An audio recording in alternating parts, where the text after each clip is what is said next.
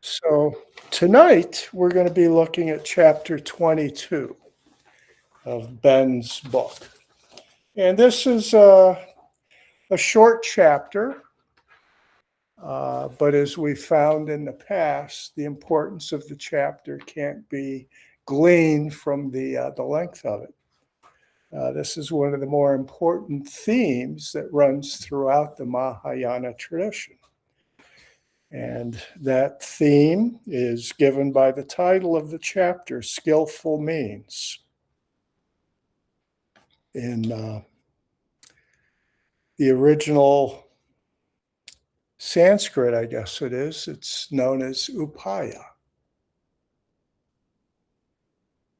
And skillful means became one of the paramitas, one of the perfections when that list was expanded from 6 to 10.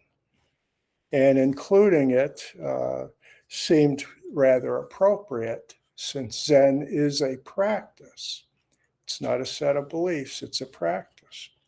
And in order to practice, skillful means immediately becomes an important issue. It's one thing to study these teachings, but how will we put them into actual usage? How will they impact the way we conduct ourselves within given situations? This is where skillful means comes into play. It's how we carry out bodhisattva vows. Beings are numberless. I vow to save them, or free them, or serve them, or whatever term we want to use if we decide to get rid of saving them. But what does that mean? Not only what does it mean in general terms, but what does it mean in particular terms of this particular individual that I'm facing right now and interacting with? How will I be of service to that individual? The line from the Song of Dharma Nature that this chapter is a commentary on says, all beings benefit according to their capacities. So this is hearkening back to the previous chapter, which we looked at here 2 weeks ago, it would have been, and the notion of dharma rain, or the jewels, dharma jewels, the fact that they are ever present, but they're dependent upon the person who is experiencing them or not.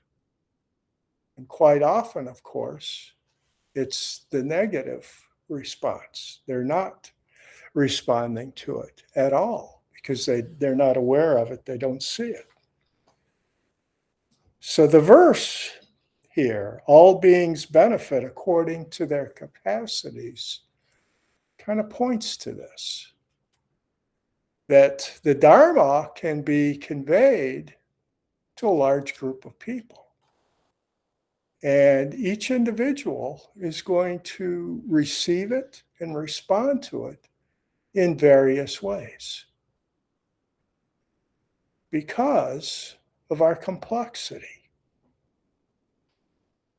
And we'll be looking at that theme in more detail in a couple of days during our Zazenkai on Saturday. The impact of complexity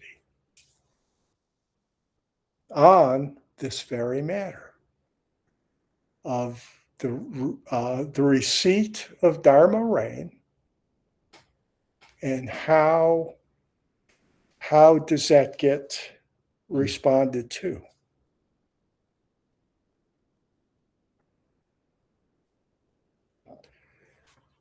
So one point I think it's important in our time to devote at least a bit of attention to is this sense of capacities. It says all beings benefit according to their capacities. That's a problematic statement. And I think we've come to appreciate that to a considerable degree in our time. In the education of children. To give you a clear-cut example here, it would be something like the teaching of math and science and how that differs between boys and girls because of the supposed capacities. So there's this kind of, I'll go so far as to call it a fixed view that makes a distinction based on certain characteristics, like gender, or it could be any other characteristic. It could be race. It could be height. Sometimes it's not even conscious. The fact that short people can be discriminated against.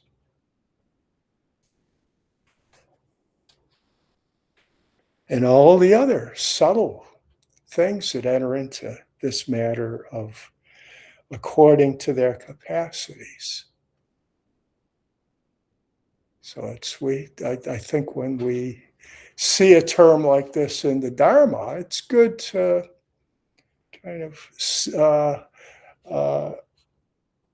respond to it with current understanding and how we do need to be careful when we talk about capacities, because our predetermining capacities can become a self-fulfilling prophecy, so to speak. So the reason why females have not been represented very well in the STEM disciplines is not because of a lack of capacity. It's a lack of equal treatment by the educational system. Now that that's beginning to get rectified, we're beginning to appreciate the fact that, maybe they do have capacities that we weren't recognizing adequately in the past.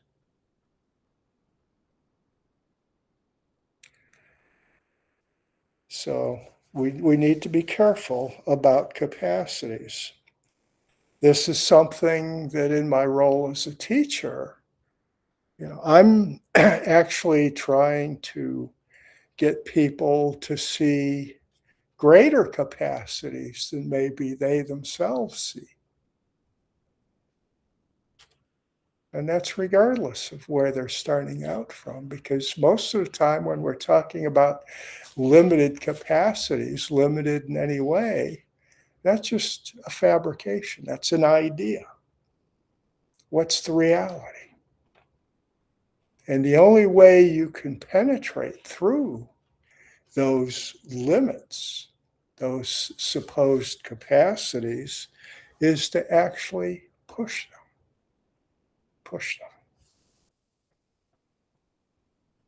So I think capacities are certainly not a fixed item. They can be expanded. Our very development from infancy to adulthood and throughout the course of our adulthood gives adequate proof of that. Our capacities are constantly expanding.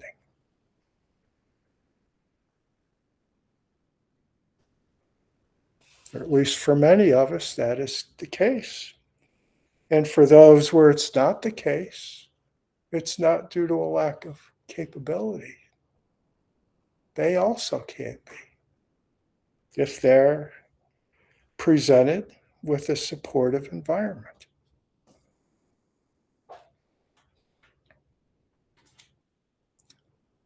So that was one point I wanted to make, just with reference to the line from Song of Dharma Nature itself.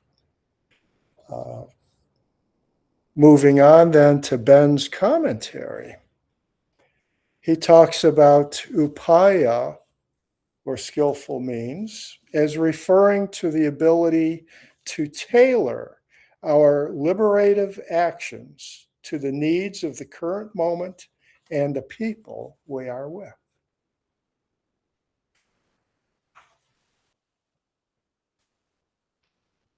And I'll go a little bit further with this before I come back and draw a contemporary comparison that's near and dear to my heart here. Ben then goes on to say, each one of us arises from causes and conditions. This is a basic Buddhist teaching. It's not unique to Mahayana. It's true for the Theravadan tradition as well. It's one of the Buddha's great realizations that everything is the result of causes and conditions. This is our true nature, and it is not fixed. The benefits of the Dharma reign come to us only in the way we are conditioned to receive them, and they come differently moment to moment.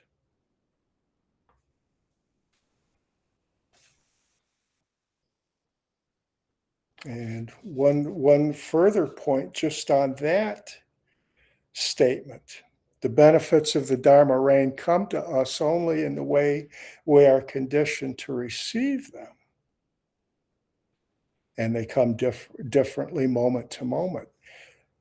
It's also true in terms of conveying the Dharma reign, insofar as we are vehicles for that exercise.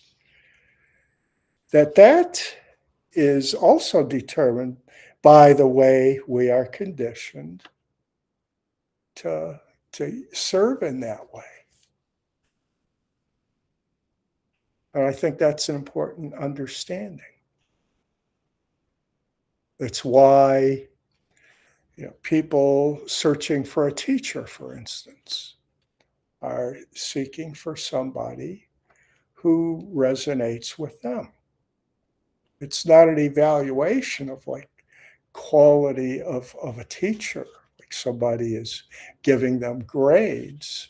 It's a matter of that one-on-one connectedness that somebody feels, that the causes and conditions that I, as a student, bring to the equation seem to resonate well with the causes and conditions that teacher is bringing, his or her background and ability to relate to me.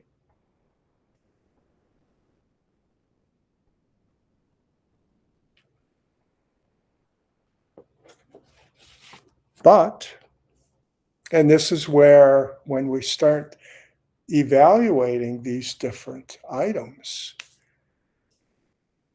at each step, it kind of yields itself to a much deeper Dharma dive into, rather than to see these things as fixed, but rather to see them as so very fluid. So that in working with a teacher, or more broadly speaking, with anybody, to come to our various relationships with openness, so that we are open to people with different backgrounds, for instance. How can I bring skillful means into those encounters? Because otherwise, we end up narrowing our effectiveness to maybe just a few individuals. And granted, that's better than nobody. But what I'm saying is that if we take this vow of beings are numberless, I vow to serve them, free them, then the way to do that requires skillful means. And skillful means requires openness. I don't think this chapter introduces that sense of it. But that's really the heart of Zazen, is opening ourselves through the process of letting go. Things arise and we're able to let them go, not react to them. From that openness, the ground is being prepared for us in order to be able to practice skillful means. Because we don't enter into a situation with just a fixed view about somebody's capacities and so on. No fixed views. So the other thing I wanted to bring in here, obviously this is tailor-made for some references to jazz, so I'm going to take advantage of it. Have to go there. Having been to a concert last night where the musician, the leader of the ensemble, took a couple of minutes to talk about improvisation. And he described it as being actually part of life, that we have to be improvisers in this crazy, wacky world we're in to be able to respond. You can't just do the same thing over and over and over again.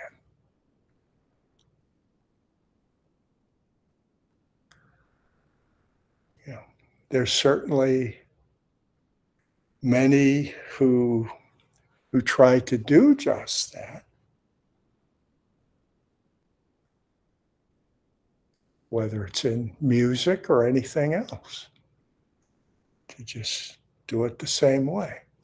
The same songs done the same way, night after night after night. Because that's what the people want.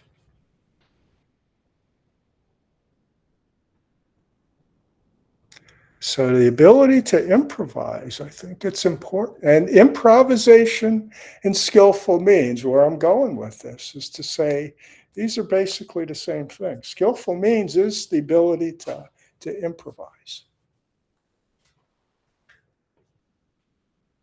So a concert like last night, I can come away and say, wow, upaya was just in abundance tonight. And it was. It was.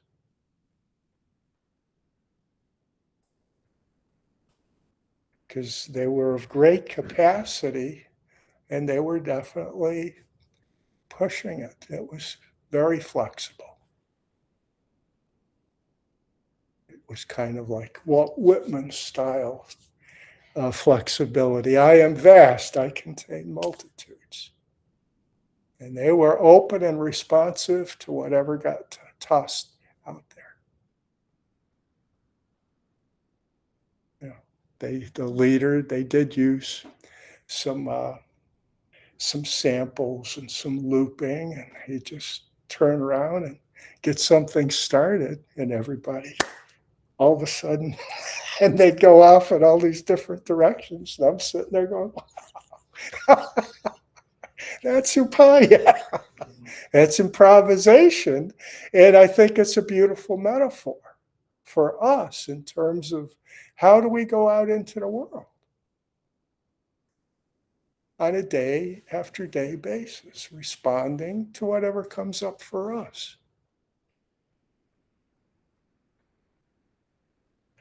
Openness is what makes improvisation and the practice of skillful means possible. is the way I see it.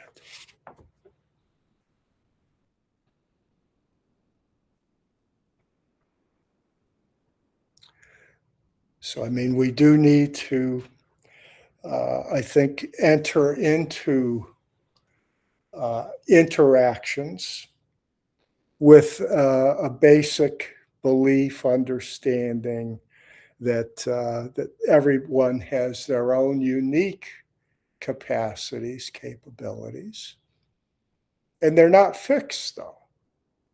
But it can certainly help us in terms of practicing skillful means to have a sense of those capacities, that conditioning.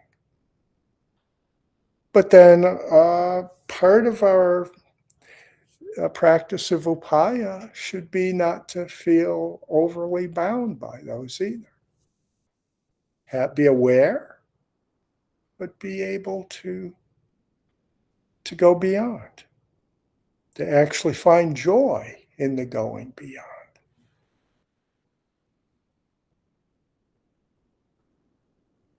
And we talk about authenticity, sincerity, being ourselves.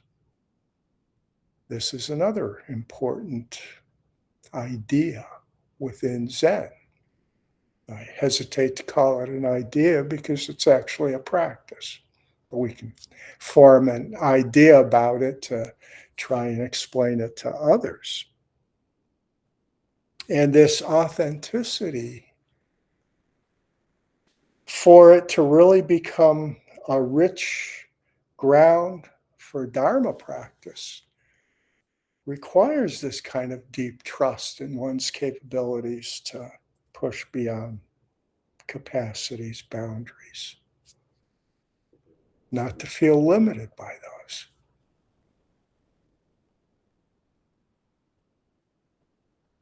This is how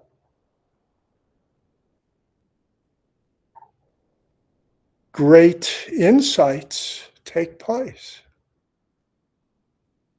in the sciences or any field, is having that trust in oneself, that openness to the fact that maybe the tradition that all these individuals have been trained in, maybe that's not quite right. So they're pushing outward into new capabilities, new understandings. Skillful means, upaya. So it plays out in the conventional realm as well as in the realm of the absolute. I think that's an important point as well, that doesn't very often get addressed, is that it plays in both of those realms in very important, really critical ways, I think. And certainly in the arts. I think in a very real sense, the arts would cease being arts and they would just become what we might call crafts if there was no pushing outside of those boundaries. Things would just all be done the same way. Plays could still follow the same format as Greek productions. And we never would have had all the great drama that's come down to us, down to our times. And our times continues to push those limits. That's what makes it, to my mind, art. Is the openness to going beyond. That there's the use of tradition, a use of one's training, but not to view that as being limiting.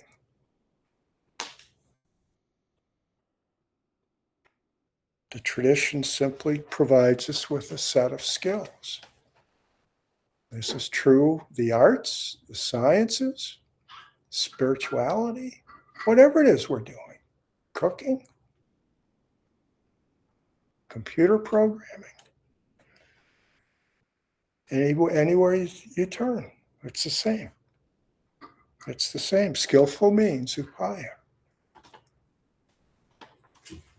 is to be able to open, improvise, go beyond in ways that are helpful. And one last point that I want to inject here is the fact that the term skillful means also kind of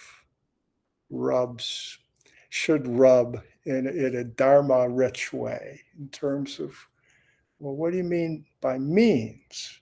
That seems to suggest, a means to some end, that you have some goal you're trying to attain, and this is a means to that. But don't you understand there's nothing to attain? So if there's nothing to attain, then there's no means to that non-attainment. So we can get lost in emptiness and certainly view things that way. So that's why I'm delighted that the next text we're going to be working on is living by vow. It's because of vows that now we can talk about means. Beings are numberless. I vow to save them. All right. The vows of the precepts. I vow not to kill. I vow not to lie. I vow not to misuse sexuality or intoxicants. What's the means to carry those out? So vows are empty in the sense of their interdependence. They don't have any own being, substantial existence in and of themselves. Beings are numberless. There are no beings. Basic teaching of the Prajnaparamita literature. So to talk about skillful means is also then to talk about the dance between the relative and the absolute. And dance is maybe a good term. Bring this back into the field of the arts. Because I think there's a very real, profound sense in which this is an art of living.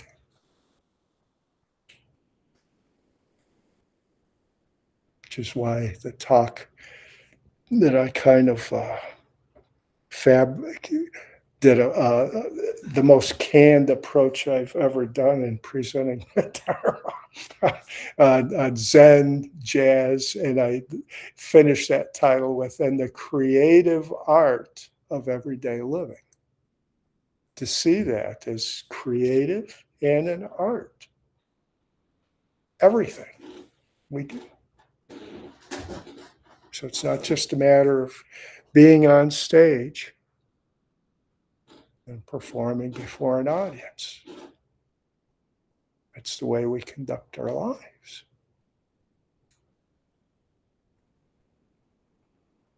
And we can incorporate a means just as an artist does.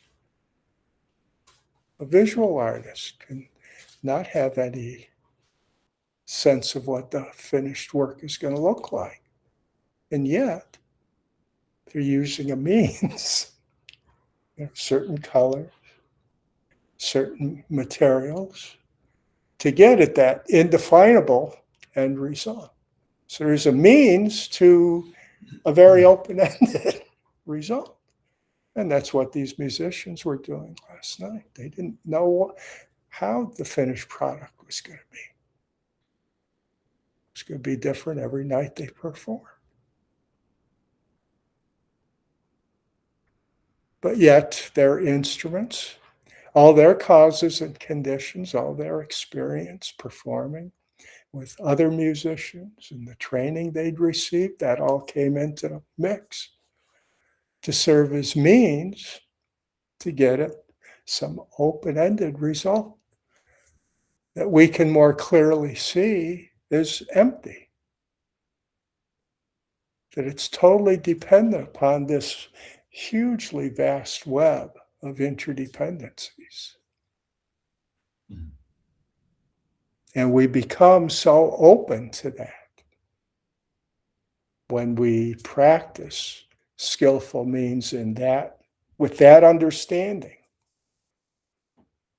that we now can really be open and just express ourselves in whatever form our expression takes, be it words, notes, paints, dance moves, bodily movement, whatever,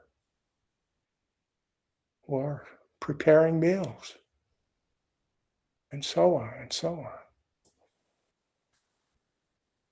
So this notion of skillful means could maybe shake that down to just openness, definitely, and caring. This is a 20th century philosophical term. Actually goes back to the 19th century. Someone like Kierkegaard has figured pretty prominently for him. Sorga, care, concern, caring, openness and caring, I think could be seen as two pathways to practicing skillful means. And neither of those are tied into having some fixed end result. Obviously, the being open kind of works counter to that anyway. We're open to maybe it's going to be a different result than what I had originally intended. But the caring, that carries through, that we deeply care. And we manifest that, as Dogen put it, with one of his earliest writings, Bendawa, the wholehearted way. We bring our whole being to it.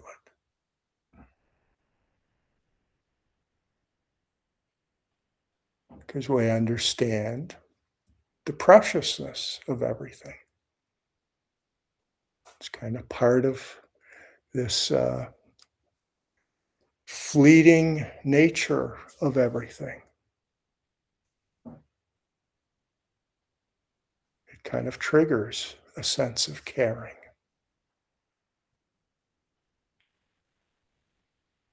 That each moment is precious. It's here and then it's gone.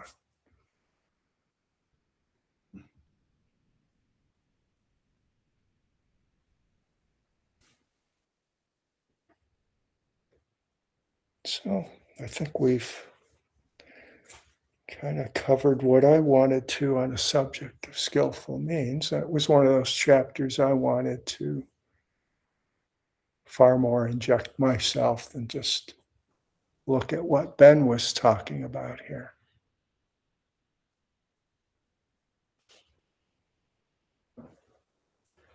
So I wanted to make sure we ended this soon enough for an opportunity to have some discussion around it. So let me bow out and throw it out to you. Rannigan. I appreciate so much that you compared it to jazz and in terms of improvisation, because to me, the skillful means is about penetrating and going deeper in your daily life. Yeah. And the longer I live, the more I see how important it is to do that. Yeah. And this was really meaningful. Thank you.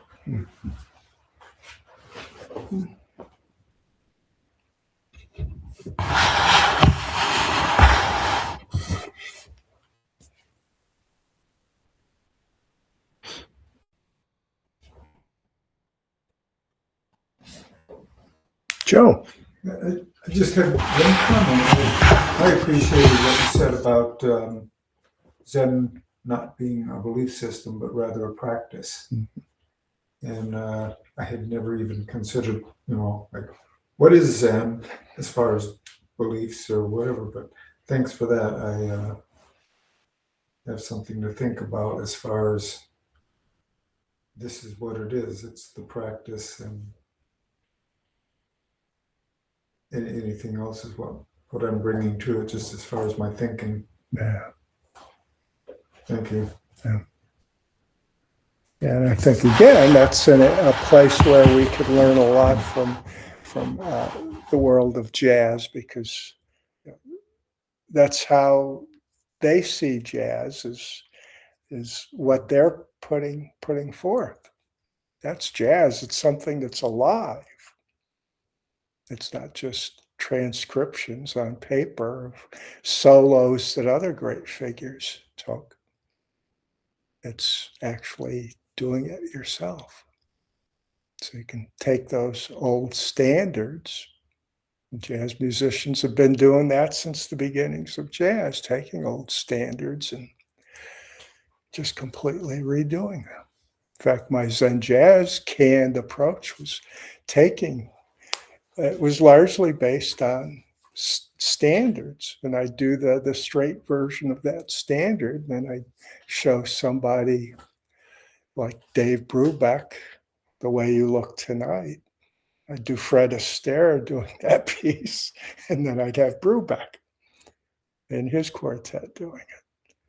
Or My Favorite Things. I don't even need to play the straight piece. Everybody knows that one. Then I'd play, obviously, John Coltrane doing it.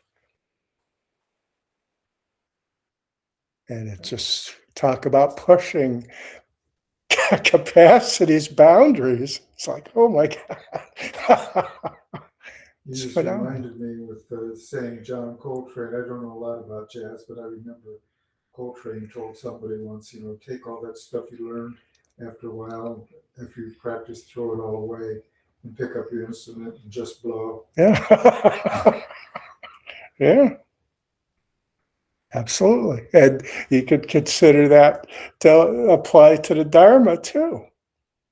Mm-hmm.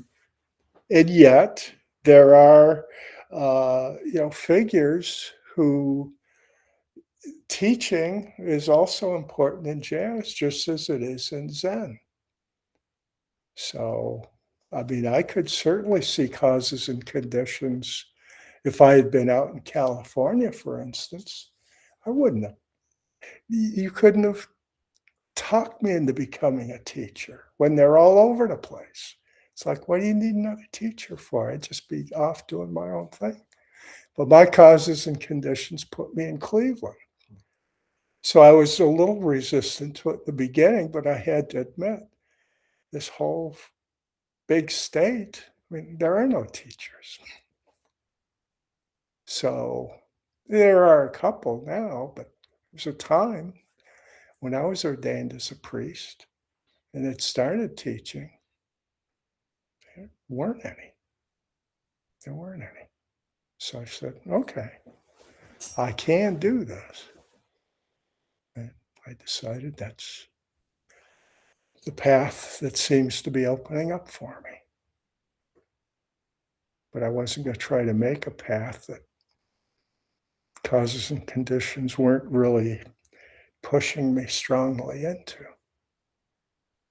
because I would have gone in a whole different direction. I'd probably be managing a jazz club somewhere.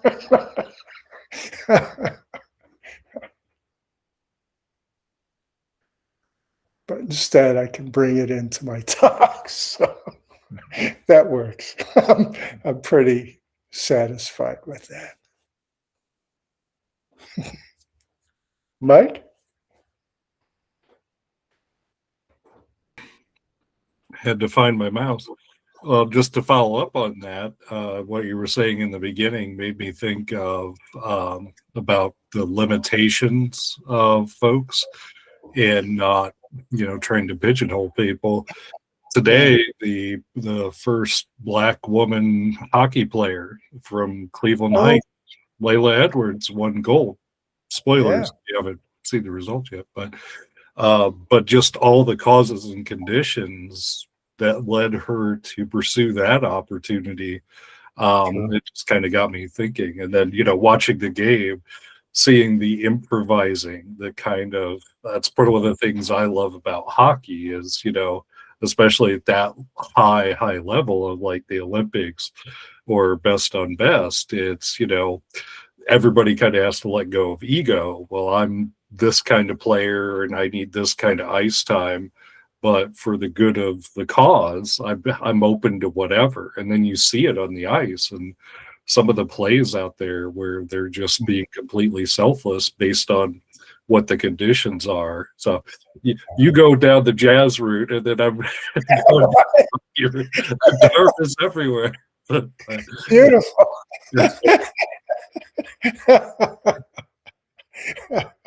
Very cool. It's all around us.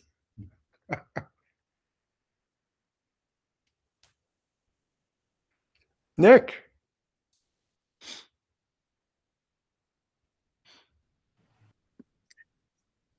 Well, reality is very weird, and there's always resonances and things. And if everyone will indulge me for just a moment, I have a bit of writing, very, very short. This was a piece of poetry I wrote a couple of years ago about my favorite tree. I had a moment's peace, measuring myself against an ancient tree, prodding fingertips touch ridges. St. Thomas-like doubts erased, the ridges orderly and improvised, a bit of Zen jazz agitprop, that peculiar stillness that provides perfect freedom of movement.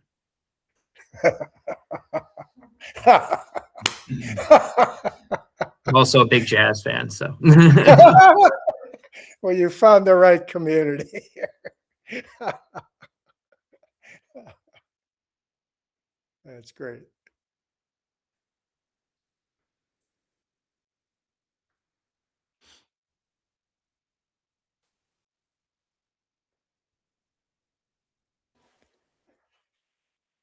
Is that the last word or anything else? Yeah, Glenn. One last thing on this chapter, Mhm. on page 150, he's talking about a friend in recovery, talking about not understanding or not getting a whole picture with God. Yeah. And he says, when we realize that we benefit according to our capacities, we can be free of trying to figure out what's right and be free to do our best right now. So I would add forgiveness to the list of openness, caring, Yeah. Yeah. and grace. Oh, Give yeah. yourself grace to not be perfect, Yeah. or not trying to be perfect, or not to understand everything, but just recognize your capacity to be here right now. Yeah. So. Beautiful. Beautiful. Yeah. So important. Because what is perfection anyway?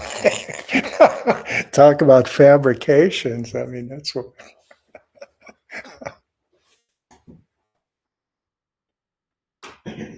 That kind of comment, it kind of helps us to get the deeper insight into what Suzuki was talking about. Everything's perfect and complete just as it is. We hear perfection and we think, oh, it's got to be just coming together just right. But that's true. What's happening at every moment. Can we see it? It's our perspective that's wrong.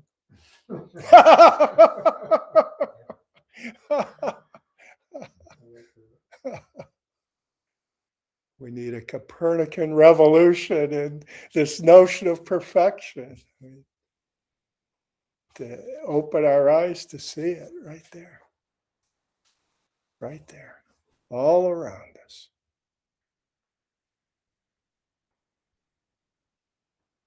All right, let's go ahead and chant out then.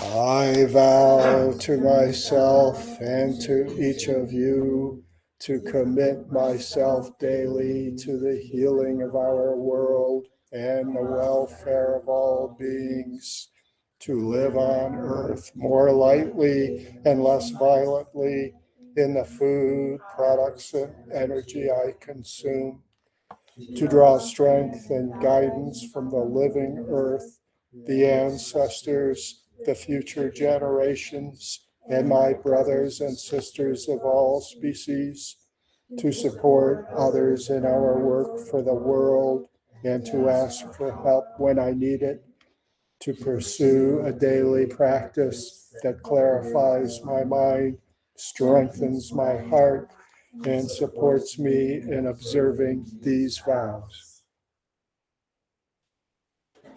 All right, well, good night, everyone, and we'll be back here Saturday for a full day of it. So, hope to see some of you then. We don't know anything. He has more time. It's a confusing time. Yeah.